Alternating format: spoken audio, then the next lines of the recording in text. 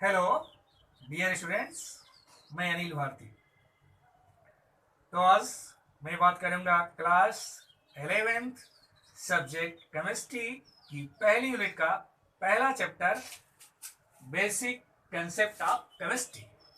तो basic concept of chemistry अर्थात रसायन की मूल अवधारणाएं, और इस चैप्टर में बात करूंगा मोलिकुलर फार्मूला यानी अणुसूत्र के बारे में,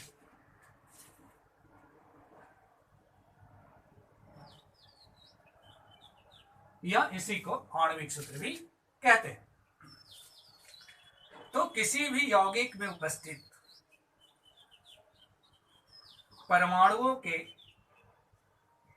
निश्चित अनुपात को ही अणुसूत्र या आणविक सूत्र कहते हैं, या ऐसे भी कह सकते हैं कि वह सूत्र जिसमें किसी यौगिक में उपस्थित भिन्न भिन्न तत्वों के परमाणुओं के निश्चित अनुपात को अणुसूत्र या आणविक सूत्र कहते हैं। अब अणुसूत्र का निर्धारण कैसे करते हैं? अणुसूत्र का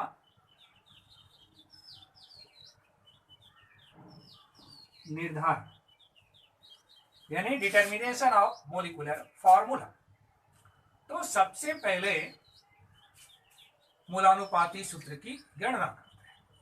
तो पहला पॉइंट हो जाता है कि मूलानुपाती सूत्र की गणना करना।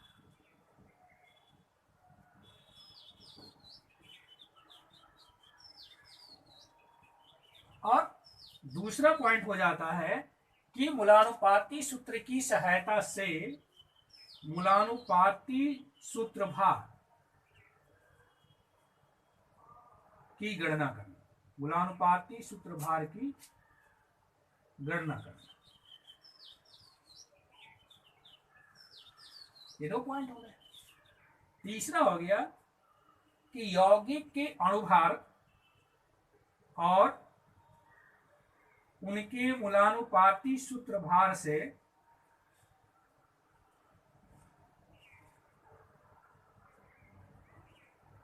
स्मॉल n का मान ज्ञात करते हैं, यानी अणुभार में मूलानुपाती सूत्र भार से भाग देते हैं, स्मॉल n का मान ज्ञात होता है। अब चौथे पॉइंट में इस स्मॉल n और मूलानुपाती सूत्र के सहायता से अणुसूत्र की गणना करते हैं। तो अणुसूत्र बराबर हो जाता है मूलानुपाती सूत्र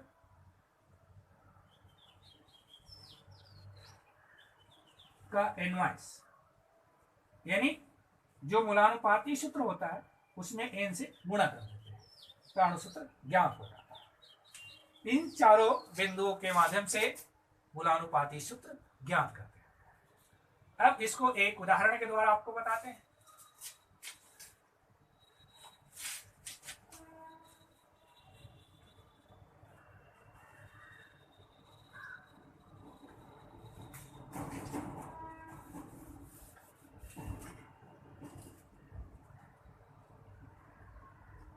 उदाहरण,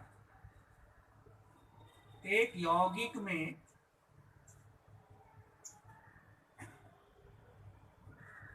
C संबंधे A संबंधे N का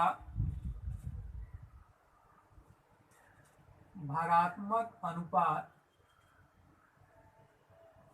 9 संबंधे 1 संबंधे 3.5 है। यदि यौगिक का वाष्प घनत्व 54 है तो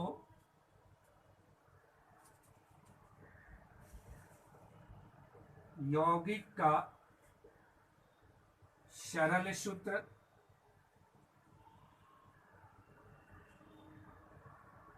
एवं अणुसूत्र ज्ञात कीजिए। ये आपका प्रश्न हो। तो कैसे इसको ज्ञात करते हैं? तो सबसे पहले मूलानुपाती सूत्र की गणना करते हैं। तो उसमें क्या करते हैं कि सबसे पहले एक चार्ट बनाते हैं। ऐसे कॉलम बना लेते हैं, पहले में तत्व कर लेते हैं, दूसरे में भारात्मक भाग या इसी को परसेंटेज भी कहते हैं, तीसरे वाले में आपेक्षिक संख्या,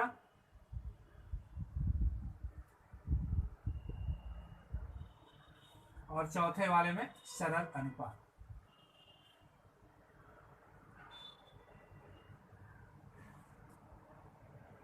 अब एक एक करके इसमें कौन कौन से तत्व हैं? कार्बन है, हाइड्रोजन है और नाइट्रोजन है। अब इसका भरात्मक भाग है 9,1,3.5। आपेक्षिक संख्या ज्ञात करने के लिए इनके भरात्मक भाग में इनके परमाणु भार से भाग लेते हैं। तो 12 क्या है? कार्बन का परमाणु भार है। अब हाइड्रोजन का परमाणु भार 1 ही होता है, नाइट्रोजन का परमाणु भार 14 होता है। यहाँ भाग देंगे तो आएगा 0.75, यहाँ भाग देंगे तो 1, यहाँ भाग देंगे तो 0.25। अब सरल अनुपात ज्ञात करने के लिए इनमें से जो सबसे छोटी संख्या होती है उसको सेलेक्ट करते हैं, अर्थात उसका चयन करते हैं। तो सबसे छोटी संख्या 0.25 है। अब इसी संख्या से यहाँ पर इन सभी संख्याओं में भाग देकर सरल अनुपात ज्ञात करते हैं। तो 0.75 बटे में 0.25, ये आ गया 3। 1 बटे में 0.25, ये आ गया 4। और 0.25 में भी 0.25 से भाग देते हैं, ये आ गया 1। तो इस प्रकार जो अनुपात बन रहे हैं ये हो गए 3 संबंधे, 4 संबंधे, 1। अब इनसे इसमें हम गुणक के रूप में लिखते हैं C3H4n। इसी को कहते हैं एम्पिरिकल फार्मूला, यानी मूलानुपाती सूत्र। अब इससे ज्ञात करते हैं मूलानुपाती सूत्रभार। तो मूलानुपाती सूत्रभार कैसे ज्ञात करते हैं? इनके परमाणु भारों का योग करते हैं। कार्बन का परमाणु भार 12 × 3, क्योंकि यहाँ 3 कार्बन, प्लस हाइड्रोजन का परमाणु भार 1 × 4। 4 क्यों भाई? क्योंकि 4 हाइड्रोजन है, प्लस नाइट्रोजन का 14। तो बढ़ती है 36, 4 40, ये हो गया 14। अब वाष्प घनत्व दिया गया है, तो वाष्प घनत्व दिया गया है, वो भी 54 है। तो अणुभार बराबर 2 × वाष्प घनत्व, ये आ गया 108। अब आगे क्या करते हैं?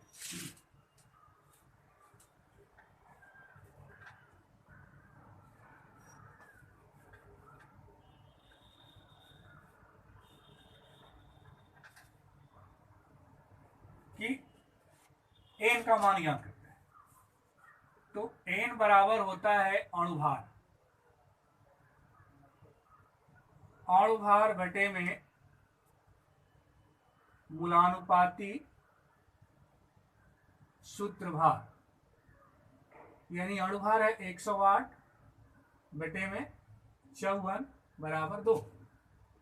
अब अणुसूत्र बराबर हो जाता है मूलानुपाती सूत्र C3H4n, और यहाँ पर कर देते हैं NY। तो NY कितना है? 2। तो ये हो गया C6H8n। ये आपका अणुसूत्र हो गया, मोलिकुलर फार्मूला। और यहां से ज्ञात किया गया था, ये था आपका एम्पिरिकल फार्मूला। तो इस प्रकार सूत्र की सहायता से एम्पिरिकल फार्मूला भी और मोलिकुलर फार्मूला भी ज्ञात करते हैं। तो आज हमने आपको बताया मोलिकुलर फार्मूला कैसे ज्ञात करते हैं। अब आगे बढ़ रहे हैं संरचना सूत्र के बारे में, यानी स्ट्रक्चरल फार्मूला।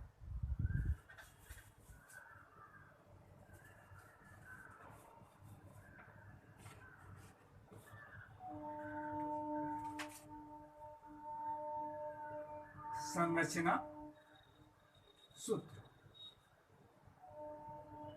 तो वह सूत्र जो किसी यौगिक में उपस्थित परमाणुओं के जुड़ने के अनुक्रम को प्रदर्शित करता है उसे संरचना सूत्र कहते हैं। संरचना सूत्र भी कई प्रकार के हैं। पहला है आपका डैश संरचना सूत्र। तो वह सूत्र जो किसी यौगिक में उपस्थित सहसंयोजक बंधों को डैश के द्वारा प्रदर्शित किया जाता है उसे डैश संरचना सूत्र कहते हैं। जैसे मेथेन में सहसंयोजक बंधों को डैश द्वारा प्रदर्शित किया गया। दूसरा है संक्षिप्त संरचना सूत्र। तो वह सूत्र जो किसी यौगिक में उपस्थित परमाणुओं को संक्षिप्त रूप में लिखते हैं उसे संक्षिप्त संरचना सूत्र कहते हैं। जैसे इसी को संक्षिप्त में लिखते हैं CH4। तीसरा है बिंदु संरचना सूत्र। तो वह सूत्र जो किसी यौगिक में उपस्थित बंधित और अनाबंधित इलेक्ट्रॉनों को बिंदु के माध्यम से प्रदर्शित करते हैं उसे बिंदु संरचना सूत्र कहते हैं। जैसे मेथेन में ही कि कार्बन में 4 संयोजी इलेक्ट्रॉन होते हैं और 4 हाइड्रोजन के द्वारा एक एक इलेक्ट्रॉनों से परस्पर सहधारी करके जुड़े, इसे कहते हैं बिंदु संरचना सूत्र। अब चौथा है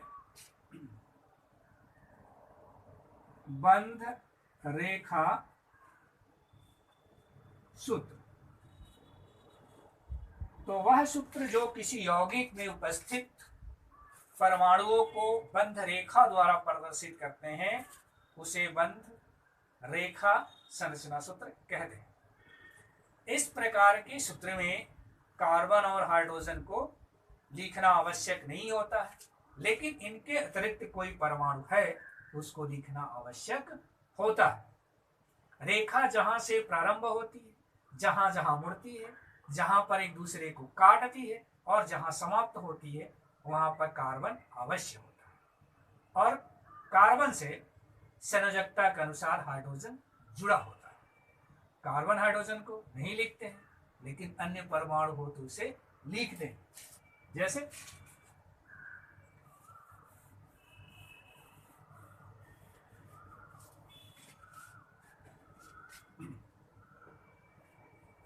ये देखिए, इसका नाम है ब्यूटेन। अब ये देखिए, इसका नाम है 2,2 डाइमेथिल प्रोपेन। अब ये संरचना, इसमें कुछ लिखा नहीं है तो कैसे ज्ञात करेंगे? हमने कहा जहां से रेखा प्रारंभ होती है, जहां जहां मुड़ती है और जहां पर समाप्त होती है और वहां पर हाइड्रोजन उसके संयोजकता के अनुसार जोड़ देते हैं। देखिए ये ब्यूटेन बन गया। अब ये 2,2 डाइमेथिल प्रोपेन कैसे हुआ भाई? हमने कहा जहां से रेखा प्रारंभ होती है, जहां पर एक दूसरे को काटती है वहां कार्बन होते हैं और प्रत्येक जगह हाइड्रोजन जोड़ दीजिए संयोजकता के अनुसार।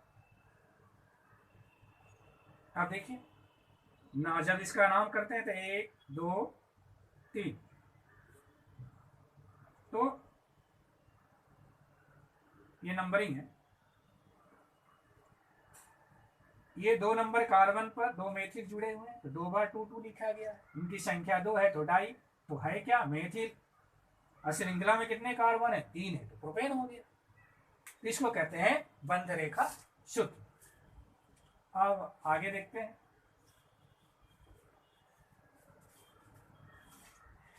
आकाशीय संरचना सूत्र।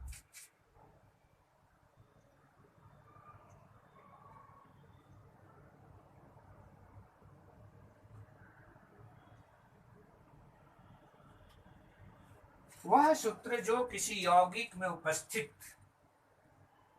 परमाणुओं को जुड़ने की आकाशीय व्यवस्था को प्रदर्शित करता है उसे आकाशीय संरचना सूत्र कहते हैं। जैसे मेथेन में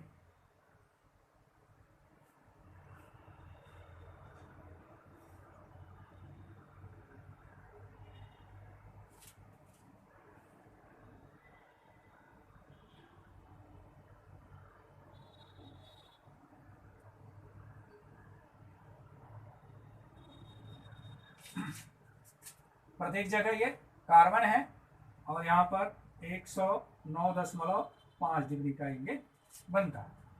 ये मीथेन है, CH4 संरचना।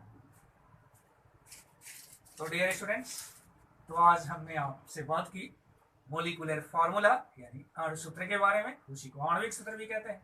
फिर संरचना सूत्र के बारे में, उसके भी इतने सारे पार्ट आ गए।